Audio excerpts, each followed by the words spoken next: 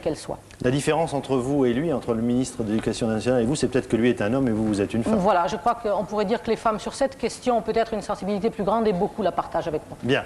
Alors, sur ce problème précis de l'espèce sorte de fascination et d'obsession du corps féminin, je voudrais demander à monsieur Youssouf Leclerc, qui est là, qui est président de la Fédération des musulmans de France, de bien vouloir venir ici à la barre. Monsieur Leclerc, alors vous êtes d'origine française, vous êtes président d'une association qui, elle aussi, d'une certaine façon, est minoritaire, mais qui existe. Je ne partagerai pas votre sentiment. Je représente une fédération qui regroupe plus de 136 associations exactement, ouais, à caractère cultuel, ouais, et qui a jusqu'à présent, qui n'est peut-être pas représentative, mais qui est la plus représentative, ouais, dans le sens où personne ne peut dire qu'il a plus de représentation que nous. Absolument. On peut toujours discuter de la représentativité dans la mesure où je rappelle qu'en matière d'islam, il n'y a pas de hiérarchie et il n'y a pas d'organisme vraiment représentatif de la religion. Absolument. Alors simplement un mot sur cette... Vous êtes français, vous êtes converti à l'islam.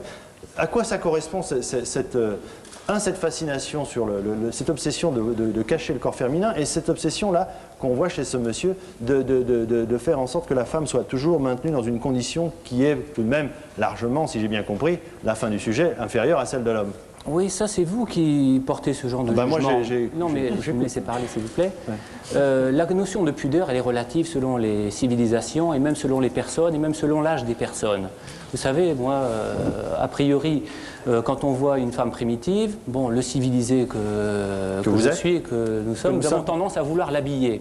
Bon, par contre, moi, je considère que les évolués que nous sommes en tant que musulmans, on a tendance à vouloir les déshabiller. Alors, j'ajoute aussi une petite chose. Je m'adresse à Madame la ministre des Droits de la Femme. J'aurais plutôt tendance à dire mégère des droits de la femme. Mais enfin, ça, c'est mon problème. Écoutez, si vous permettez, je lui poserai une question. Eh bien, on verra. Je lui poserai une question. Est-ce qu'elle peut porter une mini-jupe? Sa condition ne le lui permet pas, parce qu'elle n'a pas l'âge pour le faire, parce qu'elle ne peut pas se le permettre. C'est ça. Oui, allez-y. Finissez. Qu'est-ce que c'est? On va vous répondre. Alors... Oui, merci. Non, mais s'il vous plaît, je n'ai pas terminé. Donc, liberté d'expression oblige, si vous permettez. Donc, d'accord, si vous permettez. Donc, elle ne pourra pas porter une mini-jupe, donc elle n'a pas une notion... Elle n'a pas répondu encore. Elle n'a pas une notion de pudeur qui est la même qu'une jeune fille de 20 ans. Donc, a priori, si elle n'accepte pas qu'on la mette en mini-jupe, eh bien, je voudrais qu'elle concède aux musulmanes qui ne veulent pas porter non plus, qui ne veulent pas qu'on leur enlève le voile, qu'elles puissent avoir la même attitude. Moi, monsieur, je vais vous dire, je vis dans un pays, la France, où si je veux porter une mini-jupe, bien que je sois ministre, je peux porter une mini-jupe et mon âge n'est pas si canonique qu'ils ne me permettent pas encore.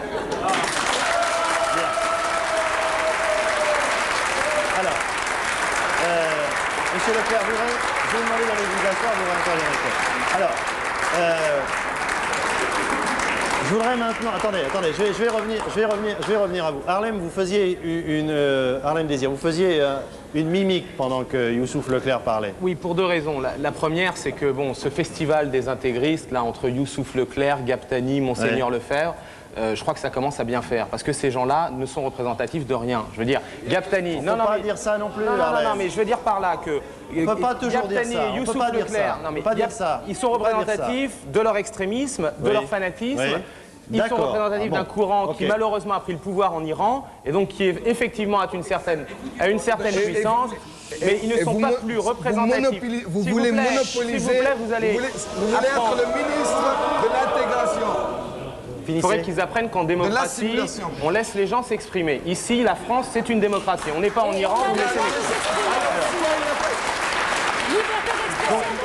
les... Ils sont tout aussi représentatifs des musulmans qui vivent en France que Monseigneur Lefebvre est représentatif des catholiques. Alors il faut peut-être arrêter de prendre pour argent comptant tout ce qu'il nous raconte sur l'islam et sur les musulmans qui vivent en France. La deuxième chose, c'est que j'ai un petit peu le sentiment quand même que depuis un moment, on tourne en rond. Parce que finalement, le problème auquel on est confronté, il y a deux problèmes. Il y a le problème du statut de la femme, et je crois que là, la réponse, c'est clair, c'est qu'il faut donner la possibilité à ces jeunes filles de s'émanciper de ce milieu familial et d'acquérir par le savoir, par l'école, par la connaissance, les moyens de leur liberté. Le deuxième problème, c'est comment on fait pour que des gens qui ont une histoire différente, qui ont des religions différentes, qui ont des cultures différentes, finissent par partager les mêmes valeurs, par respecter les mêmes règles de vie et par adhérer aux mêmes lois. Et ça, c'est le problème de l'intégration.